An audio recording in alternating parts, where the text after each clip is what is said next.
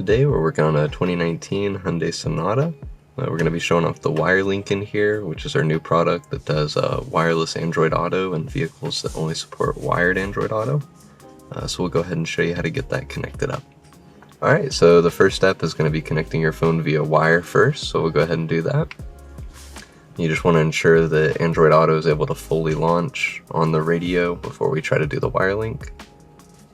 And we're all good here, so it's connected. So now we'll move on to plugging in the WiLinq. Alright, so we've got the WiLinq plugged in. You'll be plugging in the Type-C on top here. We're using the same cable we did with the phone. And we're just going to look for WiLinq on here.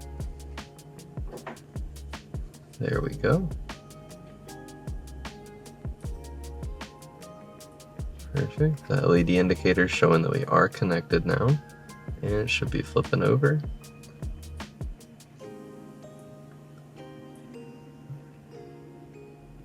There we go. And now we've got everything connected to the WiLinq.